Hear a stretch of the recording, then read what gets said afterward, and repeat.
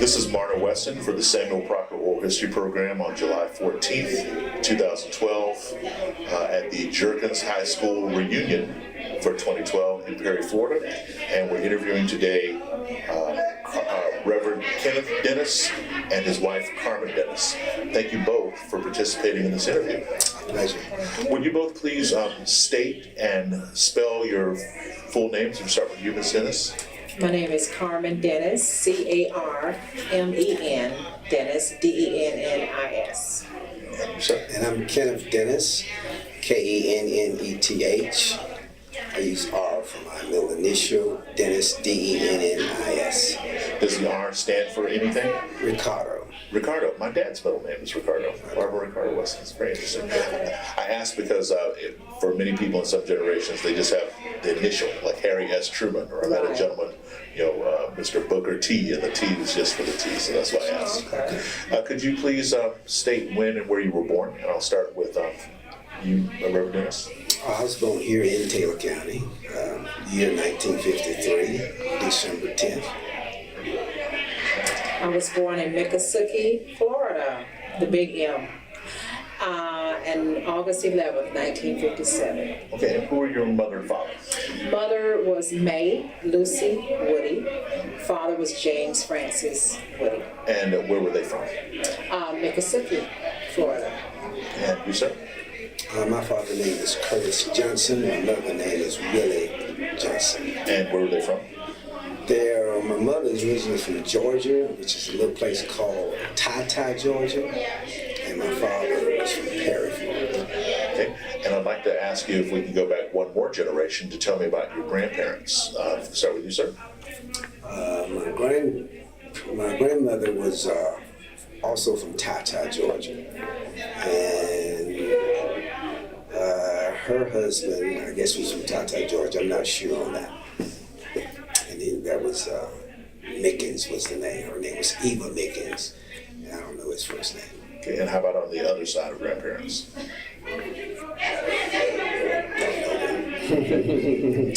I don't know my dad's parents, but my mom's parent was Homer Darity and Janie Darity. And could you spell that last name, please? D-A-R-I-T-Y. And where were they from? Miccosukee. Okay, so your family is just Miccosukee. In Miccosukee, the Big M. Do you know where that is? No, please. Okay, tell me. It's right outside of Tallahassee, the capital there. It's a little community, a little settlement. 10, 12 miles outside. Yeah. Okay, terrific. North, south?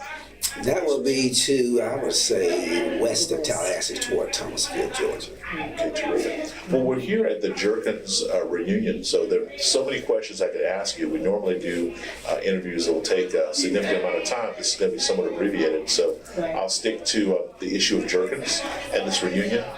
First, Reverend Dennis, you're also an elected official in this area. Could you talk about the job that you do locally on behalf of the people, and maybe how this event reflects on that? Well, being a school board member, our job is to make or create policy for our daily activity in the school system.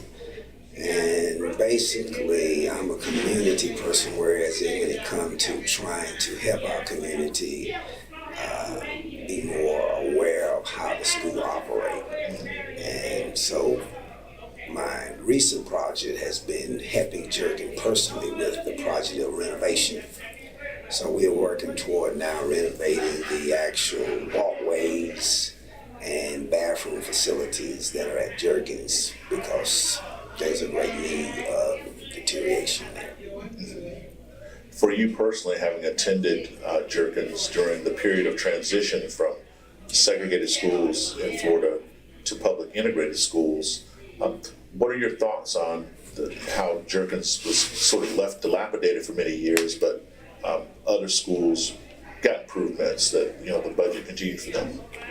Well, like you say, in terms of segregation, there were discrimination as a result. That's the reason why it became, what would you call it, not integrated, I guess would be the word. But I guess it was just poor leadership in terms of the black community because of funds and leadership. But My goal is now to see that we try to heal that which is of the past, for the simple reason we have not had good leadership. Now we are trying to motivate people to bury the hatchet of the past and get on board. We've raised through this jerkin project probably about $25,000, and that's been community support to renovate the roof. So jerkin was a role model and a pattern for our community, and when we lost that, I think we lost some of our sense of vision. And because of that, through the integration, we just blended in and tried to cooperate with what was going on in the more of our quote unquote white society. And adjusting to that has not always been good, because there's still discrimination also on the school board as well. I've been on the school board right at 24 years. And so you see it within the system that there are discrepancies there. Ms. Dennis, you went to high school somewhere else. So Yes. where did you go to high school? I attended high school in Tallahassee at Leon High School. Okay, and what years did you attend there? 71 to 75, I think. Okay, so you were also in school during this period of transition from segregation to integration. What was the experience at Tallahassee Lincoln High School like for you at that time? Well, to be honest, I guess I'm just such a people person. A lot of the experiences that maybe my husband had, I really didn't experience that.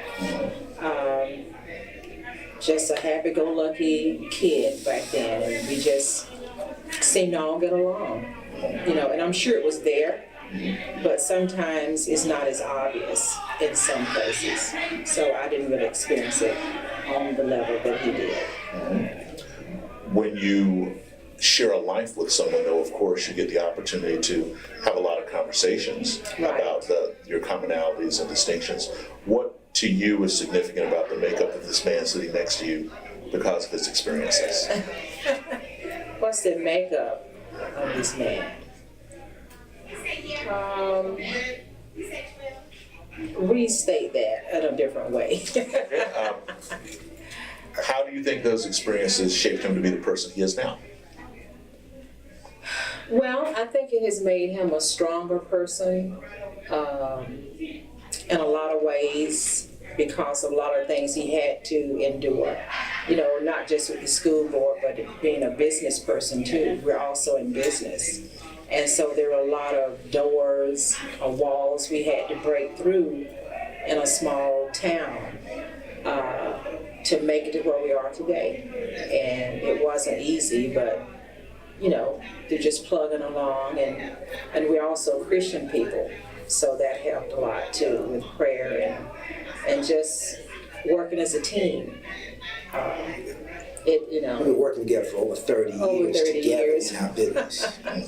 So that has helped us a lot, and it's helped shape him to be what he is. And it hasn't been easy, and we tell no one that business, school board, ministry is not an easy job. It's a lot but it's of hats. It is a lot of hats. But it's a worthwhile job, and we reap the benefits, and other people have reaped the benefits from it as well. It seemed like you wanted to jump in there for a second, Reverend Dennis. And you might have going to ask the question, but what has been a motivation for me was doing the civil rights movement, Martin Luther King. Being a young man doing that period of time, it just gave you a motivation, because I was raised without a father. My grandmother raised me. And by being able to hear someone express that we can excel, we can do better, keep dreaming, lose not the dream that your ancestors or whoever motivated you, that kind of thing drove me to the point to where I just felt that I could do better in spite of all the odds. One thing came to mind was when we go back to the segregation, when we ended up integrating, we still had to ride on the bus in the back. And I thought about Rosa Parks. We rode on the back, the white rode on the front. And so even though we was integrated, we still was separated through transportation to the technical school, which was a vocational school. So that was a little bit of a challenge for us. And then I was one of those that kind of bucked the system. And you couldn't sit side of a white one case I did, and they wouldn't move the bus. So that's what we went through in terms of integration. Those types of symbols or acts on behalf of the powers that be, as it were at the time, seem to be more geared not toward really any kind of a legal issue, but more a social issue, how you frame your mindset. Do you think that that's an accurate portrayal? Yeah, it helped you. To me, it was a motivator to want to excel and not just be bitter, but to achieve. Is there anything about Dr. King's message today that you feel could be met in a better way, either through our schools or through society in general? I think if we could just model that, because it's always been resistance of that message. It was a resistance in even making it a holiday.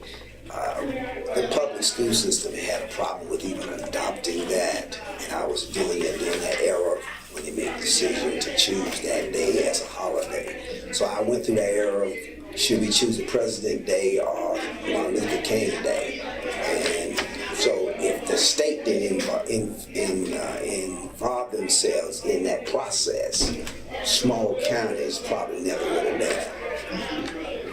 Thanks for letting me explore that little track of history. I'd like to talk to you a little bit more about Jerkins, though, and also about Tallahassee Lincoln.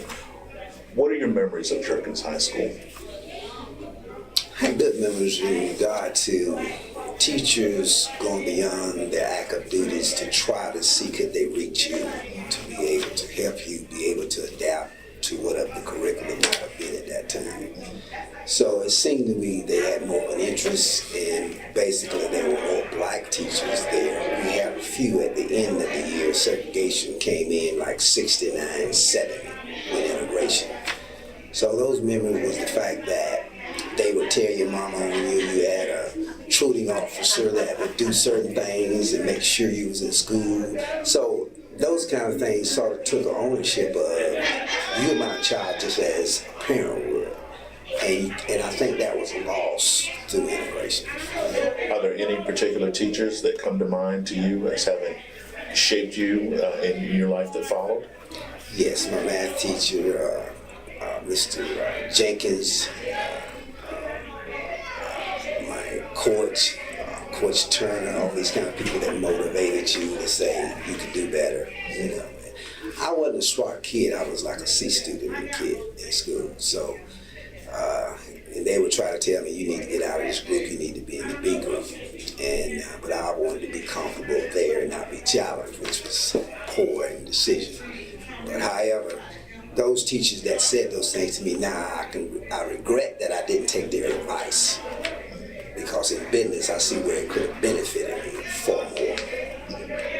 Ms. Dennis, the same question to you. Who were the teachers that you had at school that really inspired you, or gave you some trace of leadership or confidence, or things that you remember today that are still important and lasting? Well, one teacher I had, he was African American, Mr. Caswell. He was a geography teacher. He was very instrumental. And I had one Caucasian teacher. Her name was Mrs. Zimmerman. And she was a fun teacher, but she was also serious about studies. And so those two teachers always come back to mind. Yeah. But I will say that, I had some challenging times when I was in high school. I had parents, but the relationship there wasn't that good. And so I was trying to find myself, and in doing that, I veered, and did a whole lot of things in high school that I regret. And so high school was some challenging years, but I did have some people that I could look up to that were instrumental. Yeah. Were you involved in any clubs or activities? No, I wasn't. And I should have been, because, in my elementary years, I was like the top of my class. And when I graduated from 6th grade, I was a valedictorian. But when I began to get older and didn't just have that strict hand there, I kind of veered. And I tell kids about that now, that, you need to listen to your parents, stay in your studies and this type of thing, because you regret it later. And so I definitely regret that now. that I didn't continue on that path. What's a memory of high school that you have that was positive that you look back on now and with positive remembrance? Just to be able to graduate. Very positive, to get out, you know what I mean? To be able to get out with everything that I experienced that was negative on my part. It was things that I did. And so to be able to have that diploma to say I did make it in spite of everything, that's the greatest accomplishment. So you didn't need cum laude, you had thank you laude. Thank you, Lottie. I like that. I agree with that. Yes. Right. Can you tell me about some of your memories of the rivalries that you had with other schools when Jerkins was in its heyday? Who was it that made those Friday nights and Thursday nights really matter? Competition Yes. states. You had Madison County, which there's always a scuffle there in terms of the fact of gonna be a fight after the game. You had Madison, Livo County, and all the surrounding counties, Livo and Havana. Those was challenging teams, and Jerkin was similar to Florida A&M University. We have the same colors, orange and green. That. Yeah. So they tried to compete, and we had an excellent football team. And the band was just like Florida A&M. They could get down. And so we look forward to that. Actually, our band and team was like a motivation to help us because blacks love music. And the school being right in the community, you can hear it while they practice all over town. So as a result of that, whenever they met up with another team, it was on. We just went there to support them and determined to win. So it was just around the counties. What was more important, the band having a good show and people feeling good about the pageantry in the stands, or winning the actual game? I think the band had a little edge. I've heard that a lot. And Yeah, we had a growing up. majorette out front, and just like Florida A&M, they cut up. They would dance, and they would go through, especially when we had parade, and that was the segregation situation. The white band came, and then they had the blacks in the back, and when the black band came down through town, they would dance and get all on the ground, and we were young, and we just loved it, and that kind of thing was the thrill. We look forward to hearing our band. Did you want to add something? Oh, no. Okay, look, I saw the nod. I thought you had. No, I was just... And we won I've heard so much about it. We won championship quite a few years. I think the last championship game, I have a picture of that at my office. 1969, we won the district championship. And during that time, I was a trainer, and I'm on the picture, so I was proud of that. What is your most memorable moment from your time at Jerkins High School?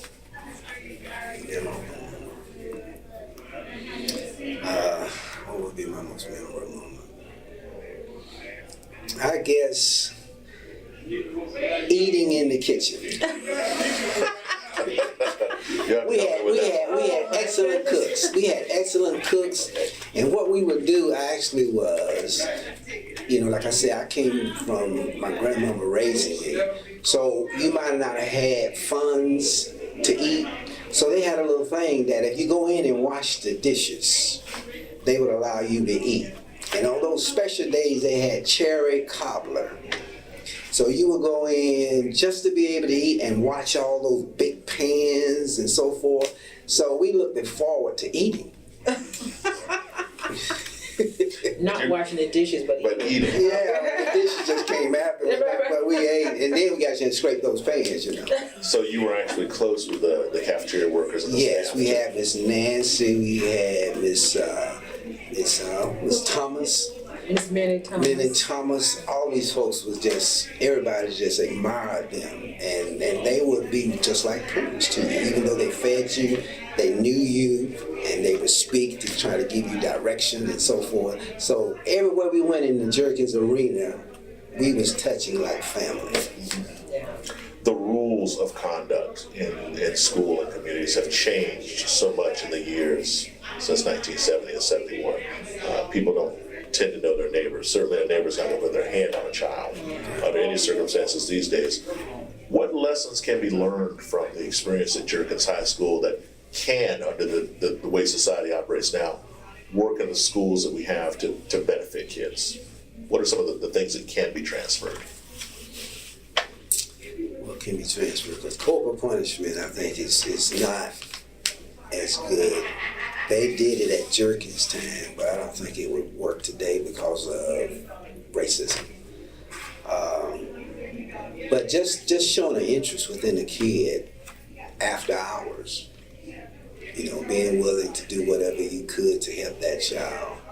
Whereas he can't gel with the rest of the group, trying to find tools to help that kid as they did in the days of old. Whatever they could find to help you be able to count, read, to know your vowels or whatever. They tried to do that.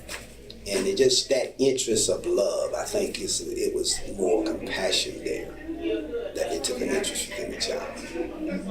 And not saying they don't do it. Some teachers, all teachers are not bad, but it's somewhat, our society has changed from that in terms of how far do we go to reach our children, because peer pressure is so much greater today. Mrs. Dennis, you married into the Jerkins experience, or I was going to follow up with something, but you had a thought before I even asked that question. It slipped. Well, I guess I was thinking about, like you were saying, the one-on-one that to stay in contact with the parents better.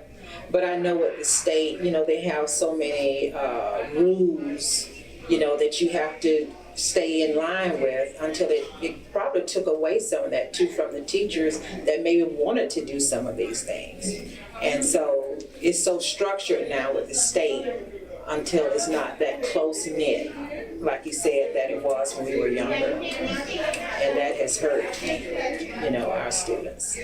Yeah. A couple of unrelated thoughts, but just to get some feedback on your perspective. You can answer or not as you choose. I'm going to give you just some names or some situations, so just give me your reaction. Barack Obama. A perspective. Well, he's our president, and he's in a challenging position. Some things he's done have been good, some have been challenging. So everything he's done I don't agree with, and I guess sometimes people would think because he's a black president, all blacks are going to agree with everything that he stands for, what have you, and that's not necessarily true, and that's would be my opinion with any president, but that's my personal opinion, but we pray for him on a regular basis because we know he's challenged in a greater degree, I think, than any of our presidents have been in. And so we really lift him up because he is challenged right now. Rick Scott.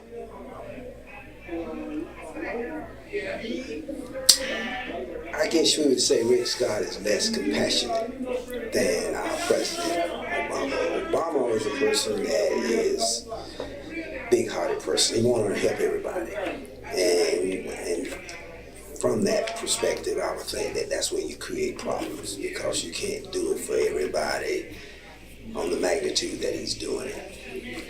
But Rick Scott would be one that more on the line of main agenda, this is the way it's going to be done, and there's no compassion there for Floridians. So I think that's the reason why his rating scores are so low, because he's just rigid.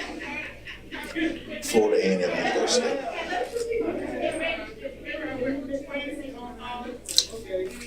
Yeah, you're from that area, yeah. Well, wonderful school.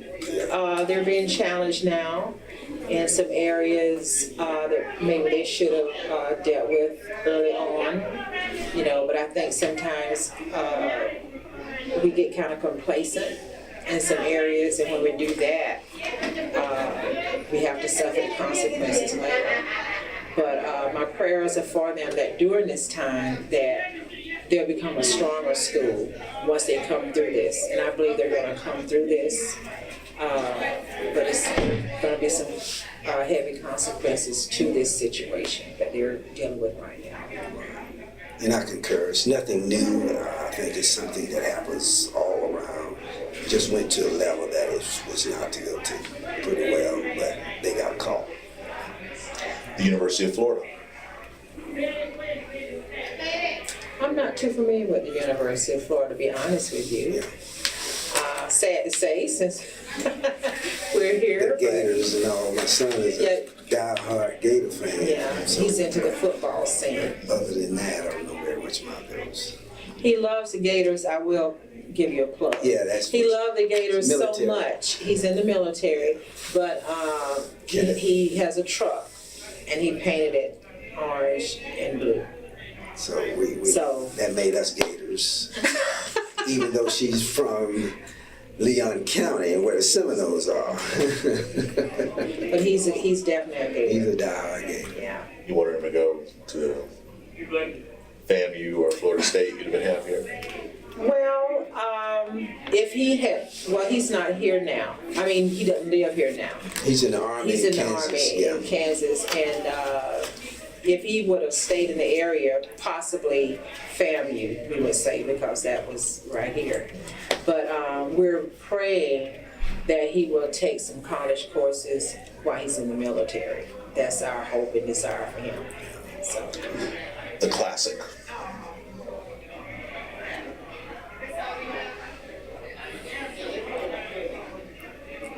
That's not something Not that to we're respond. really with. No. We're not really involved in the classic. Yeah. Okay. Yeah. Well, it's normally played on the same week as Florida State. So. Yeah. A lot of folks are. We're just not in the sports.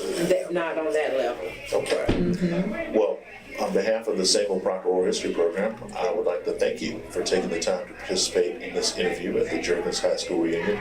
We are certainly honored to be involved from 2010 and 2012 now to continue it. Yes. And thank you for your perspective. I'd like to close the interview by offering you the final privilege of any thoughts that the two of you would like to offer about the interview or about the weekend or whatever it might be. And at the end of your comments, that will conclude the interview with our thanks. I'll yield to my husband, since he's a Jerkonian. Yes, I just think it's good for us as a people to get together in this reunion. Hopefully it's a healing process, because sometimes we as blacks have had a problem with being able to continue our legacy of communication. And so to me, it's just a grand thing that people made the sacrifices to come. And we appreciate your support here by coming and inquiring and getting information concerning this. Thank you.